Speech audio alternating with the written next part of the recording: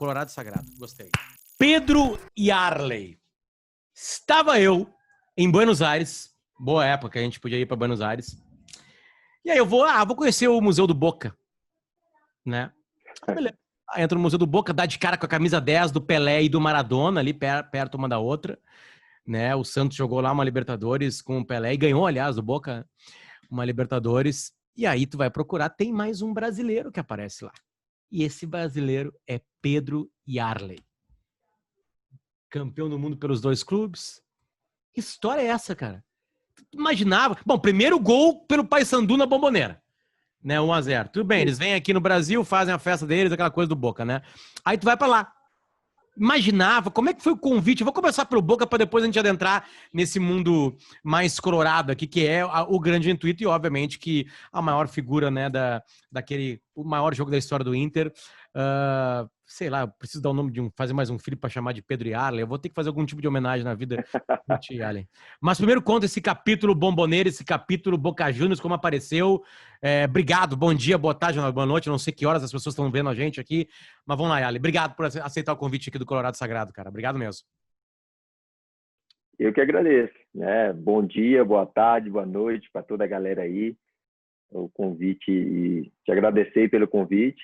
É sempre muito bom estar relembrando essa história, é uma história muito bacana, né? Uma história que iniciou ali com o Paysandu, né? A gente tem que dar mérito ali ao Paysandu, porque a gente foi jogar na Bombonera, na oitava de final de Libertadores, e todo mundo dava como certo a vitória do Boca Juniors, né? Porque o time ia ser batido ali naquela Libertadores, só que a gente vinha de uma primeira fase de Libertadores muito boa, né? A gente não tinha perdido, a gente tinha feito um dos melhores ataques, né? E o nosso treinador, o Dario Pereira, quando a gente chegou na Bombonera, né? Já vamos começar aí bastidores. Quando a gente chegou na Bombonera, o Dario Pereira, cara, deixa eu só desligar aqui no WhatsApp, o Dario Pereira nos levou aonde você teve lá, né? Nos levou no Museu do Boca. E aí cara, o que a gente está fazendo aqui no Museu do Boca, né? E aí o Dario Pereira levou a gente para conhecer um pouquinho ali da história do Boca Juniors, né? Lá no museu tem a bola, que é o som da Bombonera, dos torcedores, que é muito bacana. Você entra ali dentro da bola, é como se você estivesse dentro da Bombonera, e colocou todos os jogadores dentro daquela bola.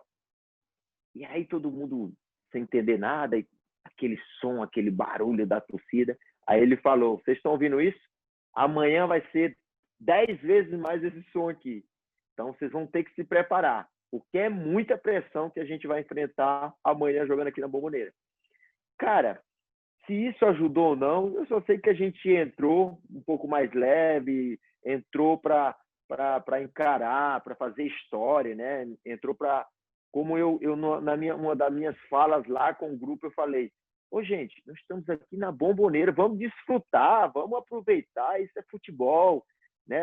A gente tem um time muito, muito bom, a gente já chegou aqui na oitava, então vamos jogar, vamos mostrar o nosso futebol aqui, né? Vamos se divertir, né? A gente sabe da pressão, mas vamos jogar futebol, a gente está representando o Brasil, né? E assim foi, cara. Eu fiz um grande jogo, né? Tive o prazer de fazer o gol, né? Uma alegria muito grande fazer o gol na Bombonera. A gente ganhar o jogo. Quer relembrar? É bom. Vamos lá. 22 segundo tempo. A bola foi pro Sandro Goiano ali. Olha, o Sandro aí, eu abri ali no lado esquerdo, fugiu um pouco do zagueiro. Era o Burdiço e o Schiavi ali, ó. E aí o Burdiço e o Schiavi, eles foram um pouco seco ali na jogada. Eu só fiz um drible de corpo para ele, trouxe para dentro, né? E o outro detalhe foi o Pato, o Abandonzieri. Porque eu no primeiro tempo eu tinha chutado muito no lado esquerdo dele. E nesse aí eu enganei ele. Em vez de eu chutar lá, ele estava esperando até para saltar, no lado esquerdo aqui dele, eu virei o pé e dei no contrapé dele, no chão aqui do lado direito, que ele não esperava, que depois a gente conversando, eu disse: cara, eu jurava que tu ia chutar do outro lado. Essa Essa lembrança é uma lembrança de dentro do campo, Yarley? Ou é uma lembrança de rever o gol depois? Isso que tu tá Não, é relembrando de agora aí estratégia. é de lá, é de dentro do campo É mesmo. de estratégia de jogo, né? Da estratégia que no momento, com frações de segundo, você tem. Você muda ali o chipzinho. Ah, não vou chutar aqui, não vou chutar aqui. Ah, vou enganar ele. Ah, eu vou driblar para cá, vou para ali. Então, são coisas do jogo, né? E aí, na hora que eu falo desse lance, me veio essa estratégia, de mudar o canto, porque eu já tinha chutado muito o lado esquerdo dele, né? Então, foi isso. E, claro, cara, depois eu recebi o convite, né? Por quê? Porque chamou muita atenção a minha atuação, né? A minha atuação ali na Bombonera chamou muita atenção do Carlos Bianchi, né? Do Boca Juniors. Quando tem que ser, cara, não tem muita explicação, né? É porque tinha que ser mesmo, porque a gente tinha Quantos no anos tu tinha, Paysandu, Arley? Quantos anos tu tinha lá em Paysandu? Lá em Belém do Pará? cara, eu já tinha 30. Agora me fugiu, mas eu acho que 31 anos, né? Já tinha. Um trabalhador do futebol. Já era um cara experiente, né? Já era um cara experiente. Deixa eu fazer as contas aqui, vamos fazer as contas. Eu sou de 74, né? Faz as contas aí, Potter. 74? Quando aconteceu isso aí? 2003. 2003. Até 2000 são 16 anos. Não, desculpa, 26 anos. Mais 3 26 é anos. 26, 29. 29, 30. Era. Isso, ia completar 30 anos.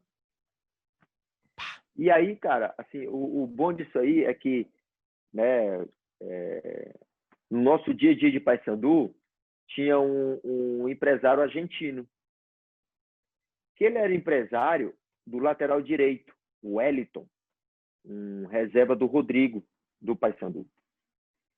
E aí, ele terminou o jogo. Claro que depois o Boca Juniors foi lá na Bombonera e tinha um elenco muito No Mangueirão. No qualificado, Mangueirão. lá no Mangueirão. Foi 4x2 ou 4x1? 4-2. 4x2, né?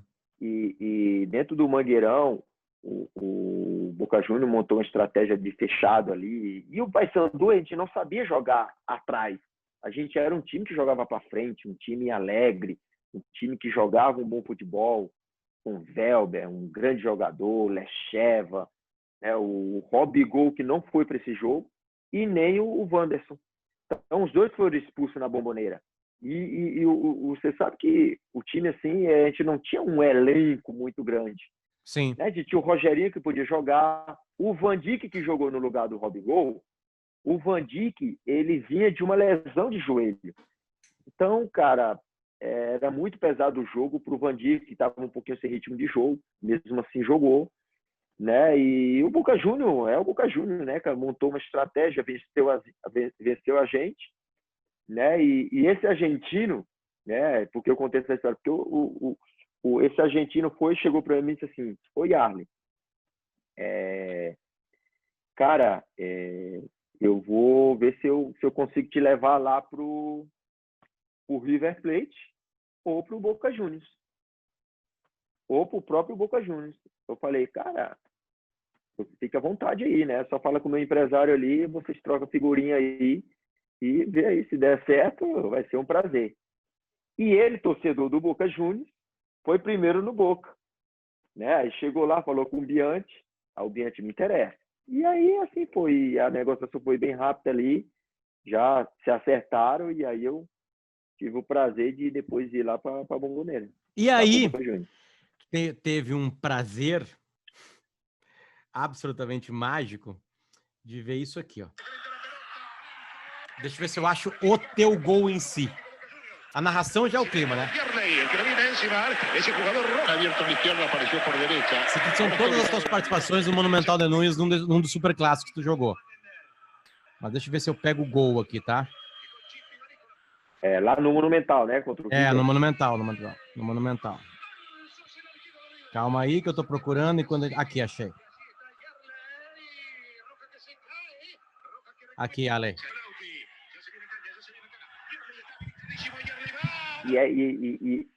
E o lance, ó, o Schiavi, né, que jogou aqui no Grêmio, fez o lançamento, e a bola muito mais do Rojas lá, do lateral.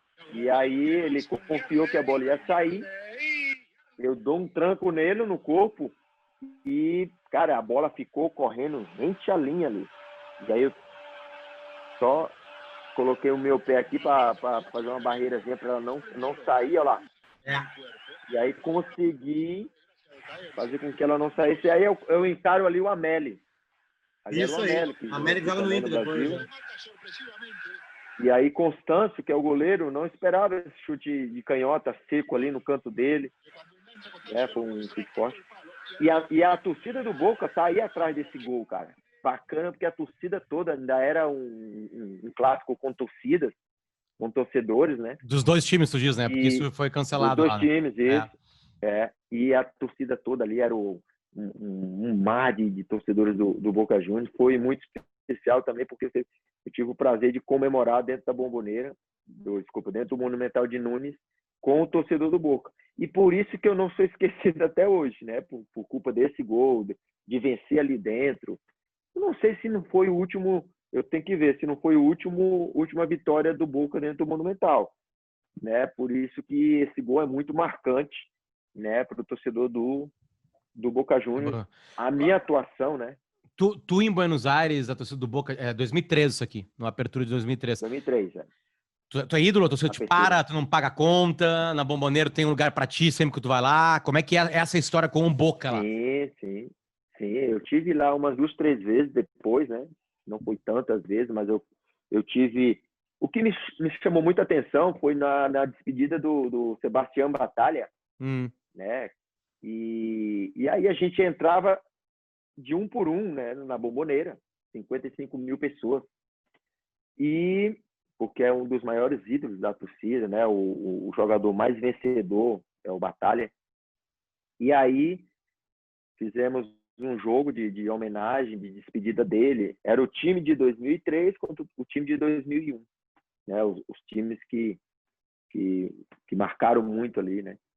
E aí entrou o Riquelme, a torcida, bah! Entrou o Schelotto, a torcida, pum! Entrou o Palermo e a galera, ah! E aí eu era o seguinte, né? Eu falei, ferrou. Aí o narrador disse, e com vocês, Pedrito e Arley. Cara, eu me arrupiei agora aqui. A Bombonera veio abaixo, no mesmo nível ali do Palermo, do Riquelme, e eu já saí vibrando. Pô, eu tô com moral também. E, pá, eu tô no nível dos caras. E entrei ali. E, rapaz, foi uma surpresa muito grande, né? Aquela Eles têm algum cantito? Tem algum cantito pra ti? Tinha alguma musiquinha pra ti ou não? Eles te chamavam, tinha alguma coisa? Cara, nesse jogo aí do Monumental contra o River, o Bianchi, claro, deu os 45 minutos, ele me trocou, porque lá tem essa tradição, ele gosta de fazer as trocas para a torcida ovacionar o ídolo, Sim. o jogador, né?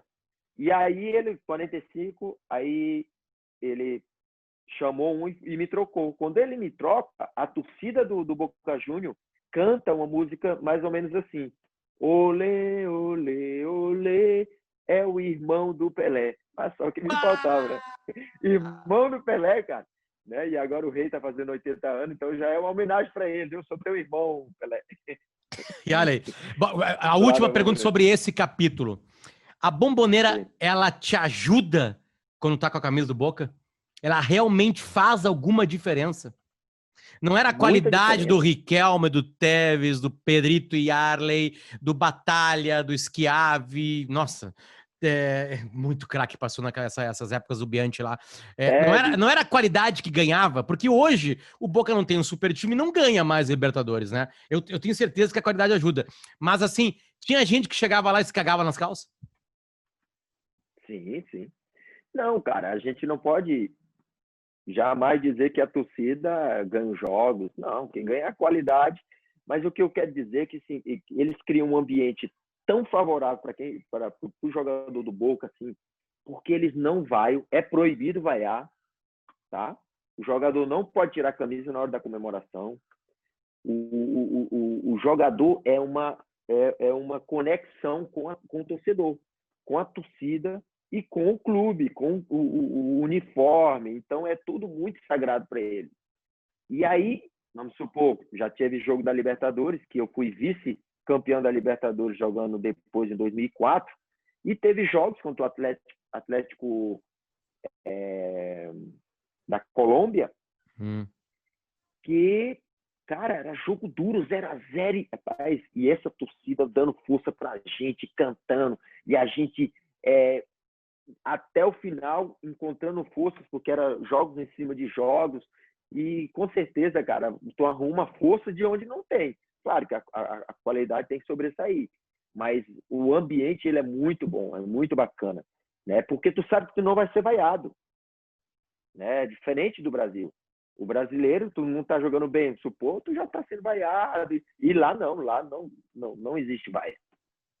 E a lei, quem tá comigo nesse projeto aqui é a KTO, né? Que é um site de brincadeiras. A galera fala, vai ganhar tal, vai ganhar tal, vai ganhar tal. Eu faço essa pergunta para todo mundo que eu tô conversando, tá?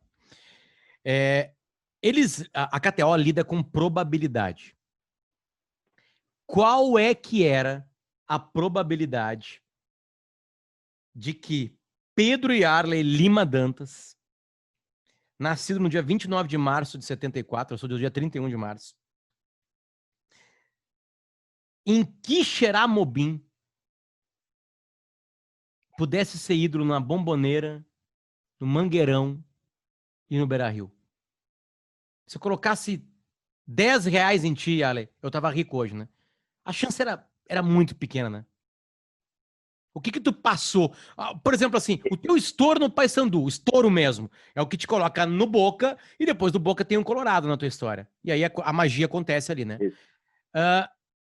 Qual era a chance, Ale? Tu já com 29 anos, a gente chegou aqui numa conta matemática aqui, de acontecer a tua vida realmente no futebol? Era grande. A chance era grande. E já era para ter acontecido bem antes. Porque eu joguei no Real Madrid 2 anos, com 20 anos, né? E eu fui comprado por um grupo de espanhóis, né, do Ferroviário. Porque só para entender a minha probabilidade, eu vou te falar, eu tenho que falar do meu início de futebol, né? Então eu sou daquele grupo de jogadores com uma coordenação motora excepcional, porque eu jogava na minha cidade, eu jogava basquete, vôlei, handebol, fazia natação, artes marciais, né? E eu jogava futsal, né? Então eu jogava o campo.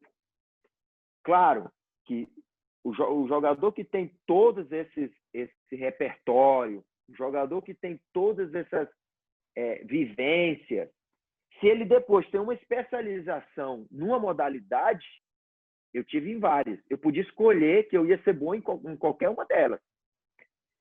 Mas, claro, eu era sempre o futsal, que eu sou oriundo do futsal, eu jogava muito, muito, muito futsal. Eu era pivô, eu era ala, eu era parado.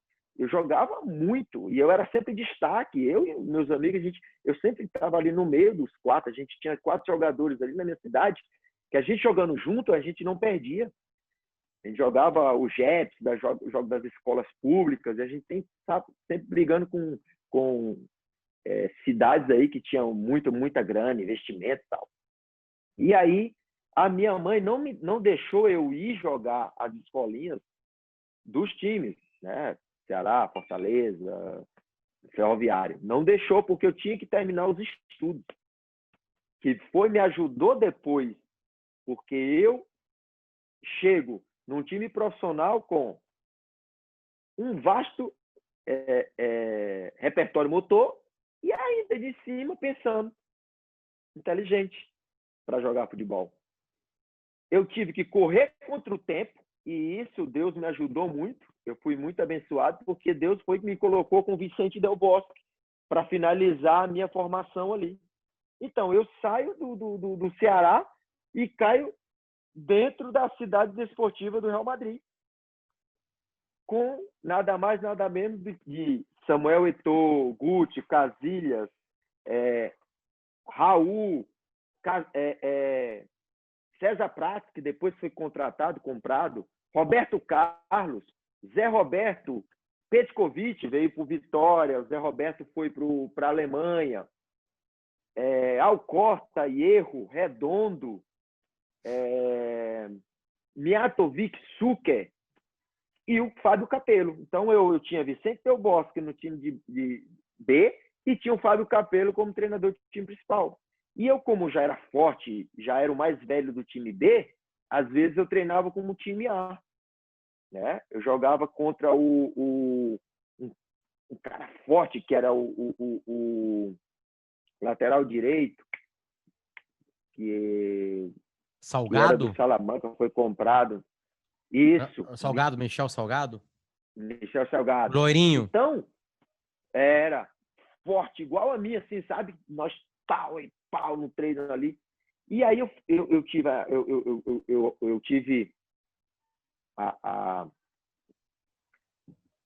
o privilégio de finalizar a minha carreira, já que eu era um cara super dotado fisicamente, um cara com um repertório motor muito grande, perna esquerda, perna direita, salto, cabeceio, tinha tudo isso. Retenção de bola, giro para os dois lados, né? Só não era alto.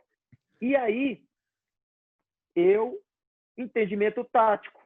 Comecei a entender taticamente com o Vicente Del Bosque. O porquê que eu tinha que estar ali, qual a ocupação de espaço, por que eu jogava aberto, por que eu jogava fechado. E aí, eu só não fui para o Real Madrid principal por culpa da idade, por culpa de ser estrangeiro, porque eles mudaram o visto, que eram de 3 anos para 5 anos. Aí me prejudicou. E aí os espanhóis me emprestaram para outros clubes lá.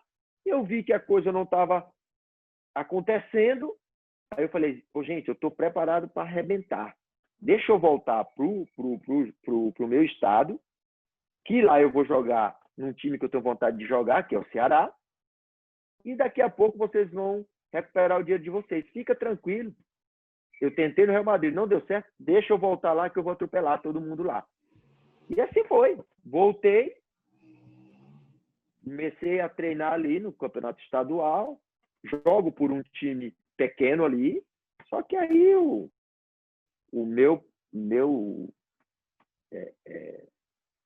estilo de jogo era muito vistoso. A minha preparação era jogar a Libertadores. Deu uma travadinha aí. Deu uma travada. Tava falando que o teu estilo de jogo, Isso. ele era feito para jogar uma Libertadores. E aí tu já tinha ido pro Paysandu. Não. Isso. O meu estilo de jogo, eu estava preparado para arrebentar. Então, eu tô no Ceará, que eu já tinha um nome forte, já estava a torcida ali me ovacionando no Ceará, já com boas atuações. Tive proposta de grandes clubes do Brasil, só que eu escolhi o Paysandu. Por que eu escolhi o Paysandu? Porque como eu morava fora do Brasil, para mim a Libertadores era comparada a uma Champions League. Só que o brasileiro ainda não entendia muito bem isso. O brasileiro não dava muita moral para a Libertadores. Estava sentindo gostinho ainda. Só que os times argentinos davam muita moral para a Libertadores. E aí, por ter jogado fora do país, eu vi a Libertadores uma oportunidade muito boa. Então, eu vou para o Paysandu ganhando muito menos do que o Ceará. E o Paysandu está em primeira divisão e jogando Libertadores. Eu falei, opa, vou matar 2 coelhos com uma cajadada só. Eu vou jogar na primeira divisão e vou jogar Libertadores. Então, estratégia. Né? E aí, assim foi como depois eu chego no Boca Juniors. Mas a probabilidade era boa. Não era tão ruim. É a primeira vez que um dos caras que eu tô conversando aqui responde. E aí eu descubro o porquê que tu é líder de grupo. a tua confiança no que tu desenvolveu na tua vida de atleta, ela é 200%. Se eu tivesse no teu time agora, eu tava confiante. Tu ia fazer eu jogar. Tava. Porque assim, Potter... Tu tinha certeza, Yara, tu tinha certeza que tu ia dar certo. Ou seja, aqueles R$ 10 que eu apostava em ti lá, eu ia ganhar mais uns 5, 6. Sim. Tu não tava pagando muito. Coisa, era óbvio que tu ia ganhar. E outra coisa, eu não ganhei dinheiro no futebol. Ah, mas vai dizer, mas por que tu não ganhou? Porque eu nunca fiz um contrato pensando no dinheiro. Né? Tinha que ter um porquê. É tanto que eu deixo a Bomboneira, eu deixo o Boca Juniors, né? Porque o Boca Juniors, quando a gente é campeão mundial e somos vice na Libertadores, perdemos com 11 Caldas, né? O time se desfez, né? Eles começaram a trazer os jovens e tal. Eu não vi assim, eu já tinha uma certa idade. Eles queriam que eu ficasse, com certeza, mas que eu aceitasse qualquer coisa para jogar, porque o país estava com uma dificuldade muito grande. E o time, eu vi aquele sofrimento dos caras para pagar salário. Eu falei, não, cara, fica tranquilo, eu acho que a minha passagem aqui já deu, e a minha contribuição para vocês já foi um campeonato argentino, um campeonato mundial. Eu estou na história com vocês aí. E aí eu saio do Boca Juniors para um time desconhecido. Eu poderia ter ido para vários clubes, até para a França, tive proposta, para retornar para o time de segunda divisão. Só que eu fui para o México, por quê? Porque o México, naquela época, financeiramente, eles estavam estourando. Eu disse, não, eu vou para um time menor, mostro meu futebol lá, porque eu já estou com nome, e daqui a pouco vem um América, um Cruz Azul, e vai me contratar. E assim foi. Só que o Internacional veio, a paixão, assim, a conversa do Fernando Carvalho me seduziu.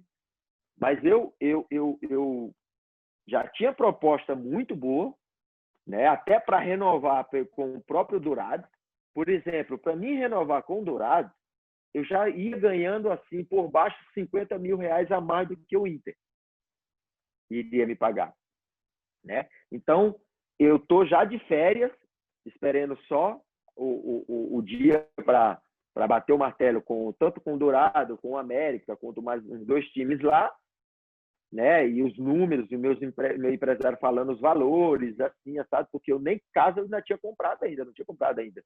Falei, cara, eu preciso comprar um apartamento, preciso não sei o quê, meu filho vai nascer, então vamos fazer um contrato bom aí para a gente ganhar um dinheirinho. Só que o Fernando Carvalho veio, mostrou o projeto, me seduziu, me conversou, já me conhecia da época do Ceará, né? Então me convenceu a entrar no projeto, que precisava de um cara experiente, um cara que já tinha sido campeão mundial, experiente em Libertadores, para liderar o grupo, porque eram muitos jogadores que ainda estavam buscando espaço no cenário, não tinha muita experiência de Libertadores, e tinha que ganhar uma Libertadores, sim ou sim, porque já não aguentava mais, né? As discussões com o gremista, né? Os gremistas e a torcida. Então, eu falei, cara, vamos ser campeão. Fica tranquilo que nós vamos trabalhar. É tanto que eu venho para Porto Alegre, eu não sabia nem quanto eu queria ganhar. Não tinha nem a ideia ainda. Eu vim, não, vamos lá, vamos. Assinei o contrato, acho que numa segunda, no domingo já estava jogando contra o São Paulo, lá no Morumbi, e ganhamos de 3-1. Fiz até um gol de virada assim no ângulo, né? Ganhamos de 3-1. E aí já demos o pontapé, o início. Você vê como a história ela é rica, é muito detalhe, né, cara? Bacana. E Arley, por uma incrível coincidência, estou entrevistando muitas pessoas que viveram com ele, né? Primeiro que a gente chega a uma conclusão de por que aquele Inter ganhava. Aquele Inter ganhava porque tinha muita qualidade, tinha muita liderança. Muito líder lá dentro. Muita gente inteligente ajudando dentro do campo, né? E aí tem o Fernandão. A gente sabe da proximidade contigo. Eu acho que na ida pro Japão, vocês viveram uma história, né? Em Paris, ou estou enganado? Alguma coisa de passaporte ou não?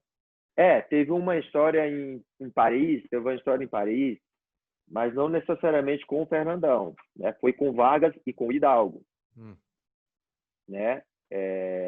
Que tanto o Vargas como o Hidalgo, eles não tinham visto para poder entrar em Paris, pois se tivesse algum problema, como teve, de perder a conexão pelos os momentos estáveis que estava vivendo, né, o Brasil em termos dos voos. Tinha sido recentemente aquele problema do Legacy, né, que caiu, que teve problema e tal, e os voos estavam atrasando muito em São Paulo. E aí eles estavam preocupados se perdesse a conexão, eles não poderiam entrar na França, como teve, né? E o Inter precisaria ter colocado um visto nos passaportes dele, né? No consulado francês aqui no Brasil, para poder eles entrarem. Só que a gente confiou. A gente não, o nosso dirigente confiaram, disse, não vai ser preciso, né? Nós vamos só fazer conexão. Só que existia uma apreensão deles, e eles me falaram, né? Todo o grupo já mais ou menos sabia dessa preocupação deles. E quando a gente vai para São Paulo, que o voo atrasa, eu já digo, cara, vai ter problema na França. E assim foi. A gente chegou, o grupo todo foi comunicado que teria que entrar para um hotel na França, porque o voo ia demorar ali de 12, 14 horas para pegar uma outra conexão. E aí os jogadores todos passaram para a França, né? Para dentro do aeroporto. Nós fizemos a alfândega ali e eu fiquei com Vargas e com o Hidalgo para tentar resolver esse problema, se eles iam poder entrar ou não. Né? E a gente tentou o nosso jeitinho brasileiro com as autoridades, mas o brasileiro acha que dá certo, né? O jeitinho brasileiro, e não foi possível. As autoridades, não, os dois não podem entrar.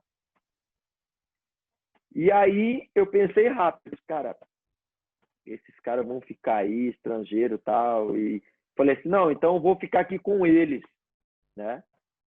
Eu me predispus a ficar com eles para Solidarizar.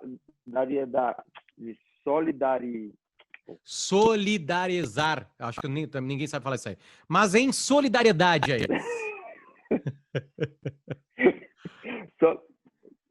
Solidariedade a eles, né? Me solidarizar com eles, né? E amenizar um pouco a situação, né? E o Vargas era o meu amigo, né? Tinha sido campeão do mundo contigo lá no Boca, né? No Boca, né? Eu tive uma participação na vinda dele, é um cara que eu... O Hidalgo também, né? E assim foi. Eu fiquei com ele e, cara, por incrível que pareça, isso aí, né, teve um efeito muito positivo no grupo. Teve um efeito muito positivo, né? A gente se uniu cada vez mais, o grupo se fechou muito mais, né? E era mais ou menos isso que eu fazia dentro do grupo, de união, de apaziguar. Um cara tinha um problema, eu ia lá, tentava resolver, né? E era uma liderança assim. Nós tínhamos o Fernandão com a liderança de inteligência, um cara que tinha uma sacada com o Abel, um cara que era motivador. A gente tinha o Klemer, que era um cara que se precisava dar uma dura em alguém, dar um esporro, chegar a bater de frente, era o grandão mesmo que resolvia, né? E eu mais apaziguando, unindo, juntando, né? E era mais ou menos esse o meu papel. E isso uniu muito o grupo depois disso. Como é que tu recebeu a notícia da morte do Fernandão? Cara, eu estava em Fortaleza, né? E quem me deu a notícia foi minha esposa, muito cedo. Né? Eu me lembro que foi muito cedo. Eu estava assistindo, eu estava no sofá, quando ela quando ela me falou, e eu nem dei bola, porque um tempo atrás eu estava vendo passagem para ir para lá. Porque antes do episódio, se eu não me engano, foi o aniversário dele. E aí eu não consegui passagem, porque eu tinha umas coisas para resolver em Fortaleza, e não deu para ir, né? E aí, quando ela me falou, eu achei que eu nem dei bola. Eu só vim acreditar mesmo, assim, um tempo depois, quando eu coloquei na internet, né? Quando eu vi na internet, aí eu fui logo direto na Globo, que aí eu fui direto no site, e aí tava lá, estampado, né? E eu, depois disso aí, eu não sei, não me lembro mais de nada que aconteceu. Só me lembro indo para Goiânia com a minha esposa, e aí o Goiás, onde ele estava, no ginásio, eu conhecia muito bem assim, porque eu passava ali toda hora no trajeto lá, que você entra no estacionamento, você pega o lado direito uma portinha, aí atravessa assim, eu passava na frente da porta do ginásio e ia para o treino, ia para o campo. E eu só me lembro no momento que eu entro aqui, que eu desço as escadas. Depois, dentro de ginásio, eu tenho só vagas lembranças. Disseram que eu quase derrubei o caixão, agarrei o caixão, várias coisas assim, que eu não me lembro muito bem.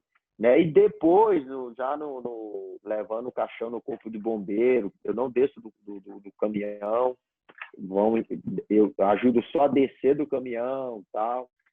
Mas foi mais ou menos isso. Hoje eu já consigo falar, né? Uns anos atrás eu não conseguia falar muito, né, do assunto. Mas hoje, quando o tema é Fernandão, eu falo com alegria, eu falo com muito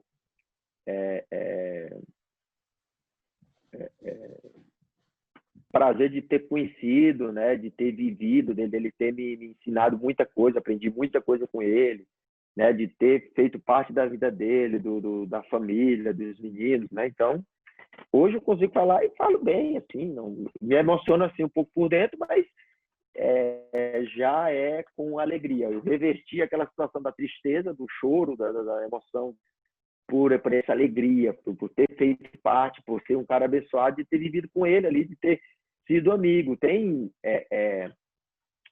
falas do Fernandão em vídeos aí que ele fala de mim, cara. Então isso aí eu tenho que zelar por isso, né? Que é impressionante. Né? Tu Mas lembra foi disso um cara aqui? excepcional.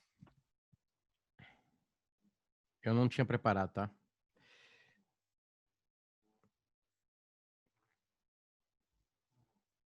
Vê se tu consegue lembrar desse momento aqui.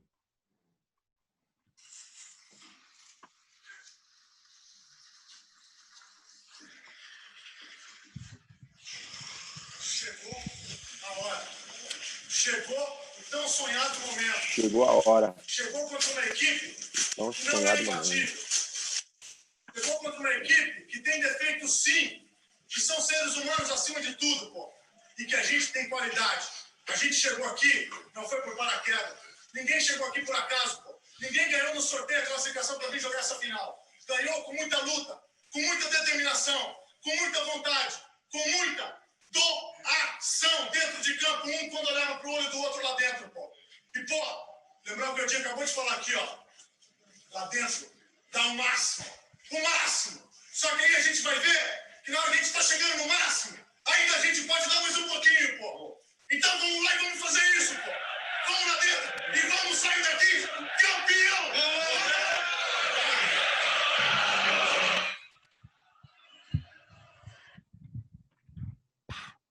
Aí resume um pouquinho, né, da personalidade dele, da confiança que ele tinha, né? Ele em nenhum momento, não só ele, eu acho que o grupo todo, nós em nenhum momento a gente duvidou, né, que poderia não ser campeão em nenhum momento. O Alex Em nenhum falou a mesma momento, coisa pra mim. O Alex falou a mesma coisa pra mim. Isso aí para você ver que em nenhum momento a gente tinha uma confiança muito grande, né? A gente perguntava pro outro Mesmo aí, depois do e 4 a dizia, 0, vamos Yarley, ser campeão, né? vocês ganham apertado, né? E Cara, aí, o outro dia tem um show que o mundo vê. Que vocês deviam estar no estádio. Como é que foi aquela madrugada japonesa? Tipo assim, nós estamos fodidos. Ou não? exatamente. Por exemplo,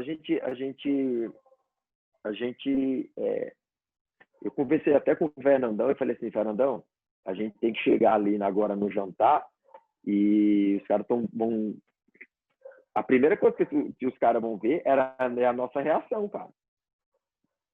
O grupo tá esperando a nossa reação. Depois daquele atropelo ali do Barcelona, né? E aí o Fernandão, é verdade, cara. A gente tem que chegar ali com otimismo, né? E o que é que tu tem pensado? Eu falei, cara, vamos chegar, né? Tu acha que vamos buscar alguma coisa aqui? Tu acha que nosso time marca igual o América? O América deixou o Ronaldinho jogar, o Deco jogar. Então, cara, a gente vai ter que dizer que, né, que nosso time é muito melhor marcador e que o Barcelona vai achar que vai ser moleza. E aí a gente foi conversando ali, tal, já falamos com o Abel também já entrou no clima. E aí a gente tentou reverter a situação, né? De uma coisa adversa, que era para a gente estar com medo, a gente transformou numa motivação, porque a gente fazia sempre uma reunião só os jogadores. E nessa reunião a gente levantou muito o grupo, né? A gente botou muito para cima os nossos marcadores. A gente teve que encontrar ali uma situação uma estratégia, né? Para poder reverter aquela situação, porque os caras jogaram muita bola. E a gente, nosso primeiro jogo, a gente enfrentou um time muito bom, time bem treinado, com Abutrica, Araújo, jogadores excepcionais, acostumados já a jogar esses torneios, e tudo era novo, né, para a galera. Só eu que tinha um pouco de experiência, que também serviu muito o fato de eu ter ganho do Milan e jogar contra o Barcelona. Eu ganhei do Kaká, que foi melhor do mundo, e estava enfrentando o Ronaldinho também, melhor do mundo.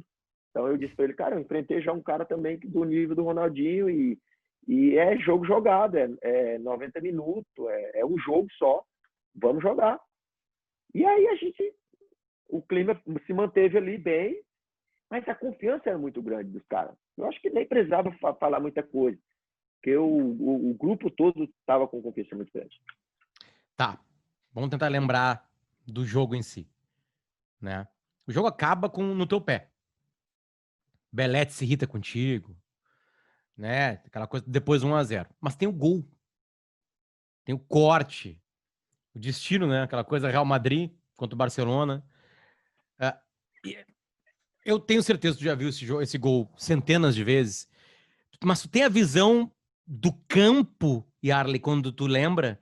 Porque o campo que eu digo assim, eu tô olhando agora pro lado aqui, tá? Aqui tá o Gabiru, aqui tá o Pujol, né? Eu tenho uma visão aqui de cima, eu sou torcedor, não vivi. Só tu viveu aquela imagem. Quando tu relembra esse gol, tu relembra dentro do campo ou lá em cima na mesma visão que eu tenho? Geograficamente, não. tu lembra tudo lá dentro. A lembrança pra ti é viva. Tudo.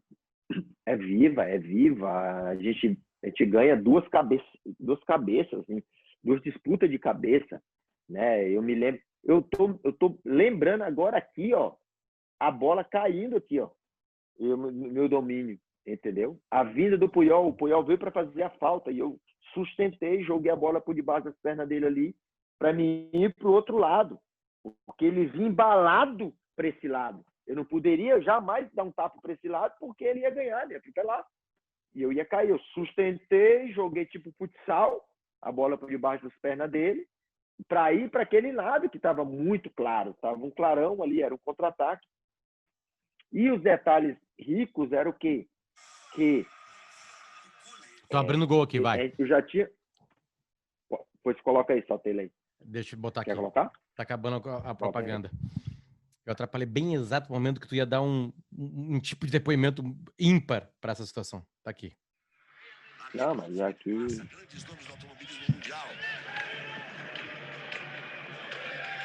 A gente ganha a primeira bola, ganha a segunda com o Adriano, Luiz Adriano, Gabiru parte antes, aí todo mundo pergunta, por que eu não passei pro Luiz Adriano? Ó, se você olhar ali a jogada, quem estava em melhores condições era o Gabiru estava muito mais centralizado, né? Ele estava passando ali, o Luiz Adriano estava um pouco atrás, um pouco mais lateralizado, então não tinha por que eu passar a bola pro Luiz Adriano, né? Poderia gerar outro lance. E num contra-ataque de 3 contra 2, a gente tem que ser o mais objetivo possível. A gente tem que ir para o gol, a gente tem que fazer o gol, né? Porque já tinha gente chegando ali. E aí essa superioridade numérica que a gente tinha poderia depois não ter mais. E assim foi, a escolha foi mais objetiva possível, né? Do Lens. Mas o que eu ia... Olha lá, olha o corte.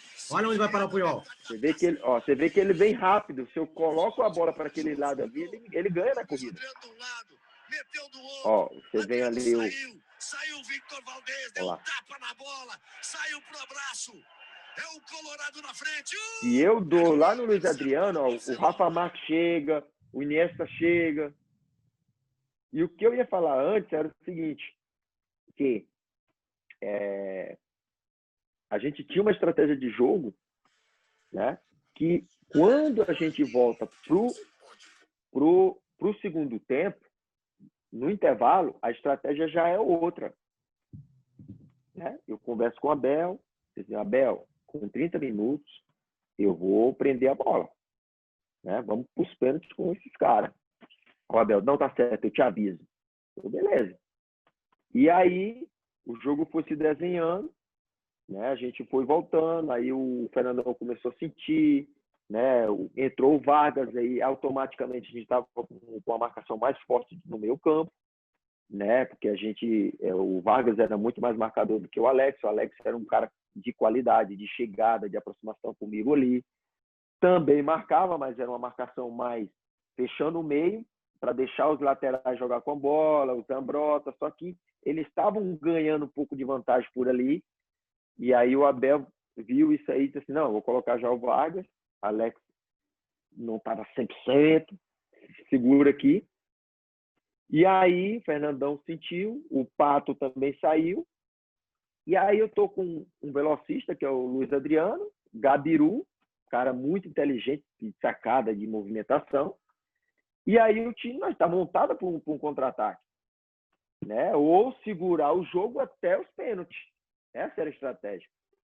E que bom que veio o gol na hora certa. E aí o Abel, se você olhar no vídeo, o Abel fala, olha, agora, vai lá, segura. Né? E aí eu começo a fazer tudo aqueles... Deixa eu ver se eu acho isso rapidamente também. Aquela jogada, né, que é de segurar a bola, que é oriundo lá do futsal. Exato. A probabilidade ela é grande, né?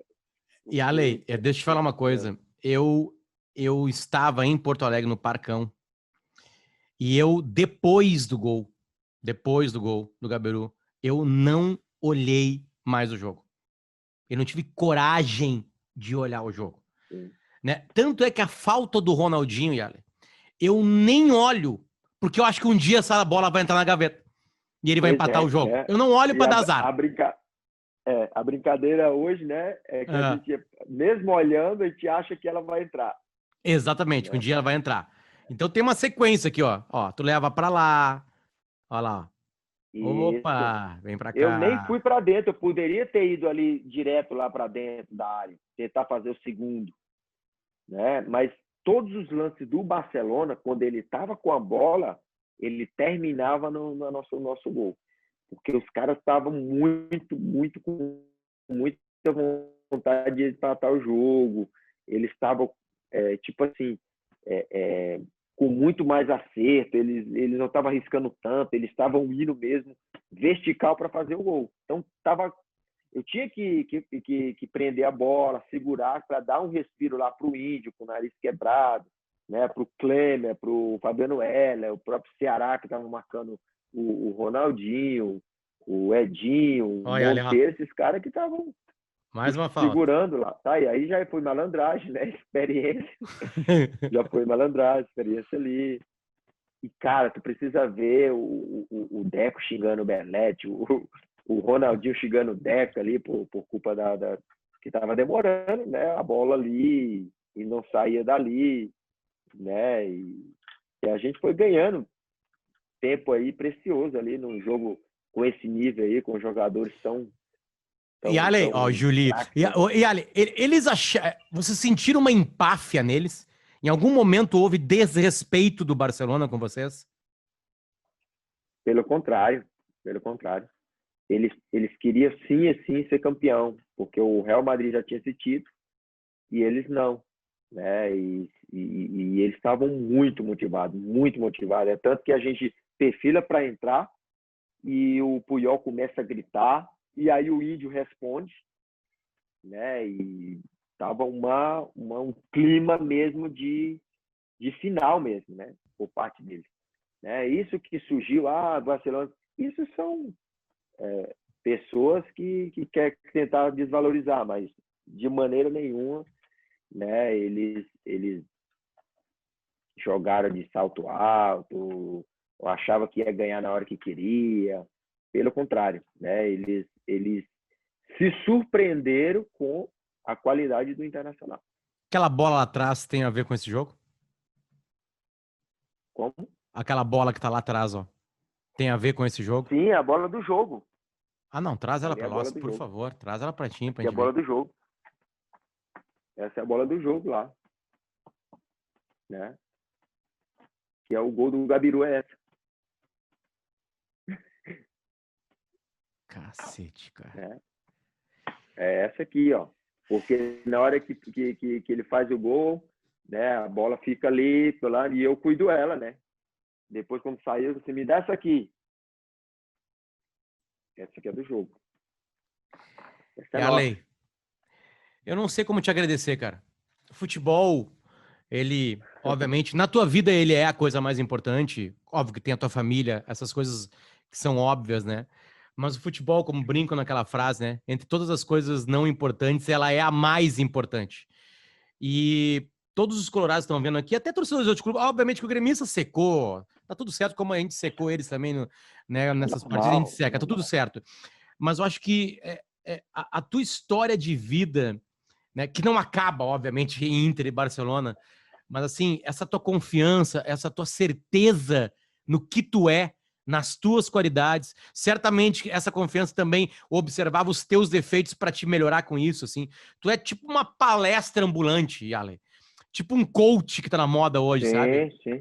Tu é esse cara, tu tipo sim. assim, tu tem noção de onde tu tá.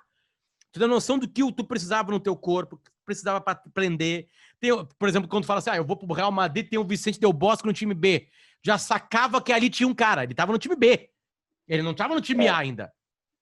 Já sacava que ali ia ter o treinador dos Galácticos lá, com aquele golaço depois do Zidane, né? Lembra? Quando o Bayer Leverkusen? Eu não tô louco, né? Acho que é isso que acontece depois, mais tarde, com o Vicente Del Bosque. Só me atrapalhei, azar. Mas tudo bem, todo mundo entende. É um presente, cara, te ter na história do Inter e poder conversar contigo, tu, com essa lucidez, assim, colocando pra gente isso é emocionante. Obrigado pelo teu carinho aqui no espaço com a gente, de verdade. Eu que agradeço, cara.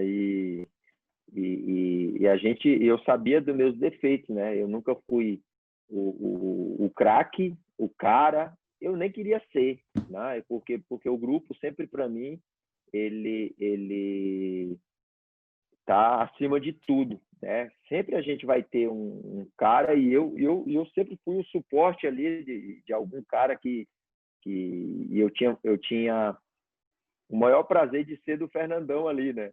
Ser o coadjuvante ali do Fernandão, né? No Boca do Tevez e muitos outros times aí. Só que eu tinha a minha contribuição, né? A minha parcela sempre estava ali, a minha regularidade sempre estava ali, né? E isso é o que me motivava. Eu estar sempre bem, eu estar sempre sendo lembrado e honrando ali o time que estava me pagando, né? Porque eu sempre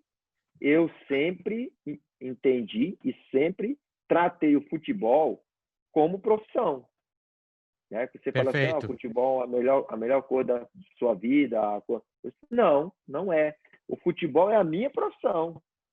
só isso, não é mais nada, é profissão, né?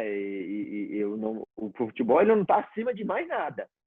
É como o médico é a profissão, o dentista é a profissão.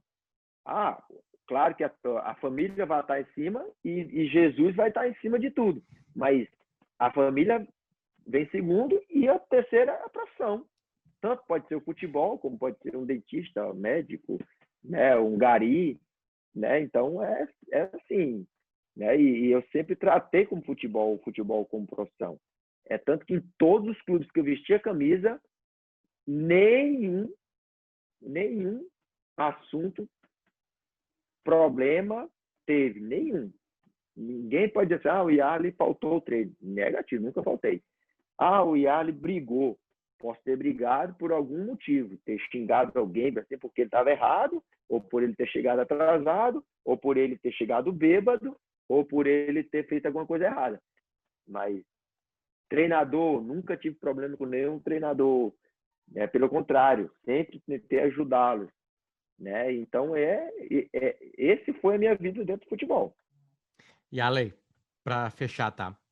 Eu, em 2006, eu já te contei essa história, acho, no ar. Em 2006, antes do jogo contra o Barcelona, teve um Grenal no Olímpico pelo Brasileirão. E o Grenal foi 1-0, gol do Yarley. Eu era repórter de campo na época. Uma coisa bem comum, assim, a Atlântida fez Grenal naquele ano. E aí eu era o repórter atrás da goleira do Inter, quando o Inter atacava, e o Luciano Costa era o repórter do Grêmio quando o Grêmio atacava. Porque já existia um programa chamado Bola nas Costas, que existe até hoje. O Bola foi criado em 2006. Aí eu estava lá com o jaleco da federação da CBF, porque era um Grenal da CBF, e eu conheci um repórter, porque eu tinha sido estagiário dele na época da Rádio Gaúcha, e ele trabalhava naquela época na Rádio Gaúcha, e ele estava em campo, um repórter chamado Fabiano Baldasso. Né, hoje uma das maiores celebridades da internet brasileira. O Fabiano Baldasso sabia que eu era colorado, eu sabia que ele era colorado, naquela época ele não tinha dito ainda que ele era colorado. Ele viria anos mais tarde, nesse mesmo programa, dizer que ele era colorado. Na época deu uma mudada de nome para a Tele Grenal, depois ele volta a ser Bola nas Costas. E eu tô ali. E naquela época não tinha essa galinhagem de todo mundo entrar junto.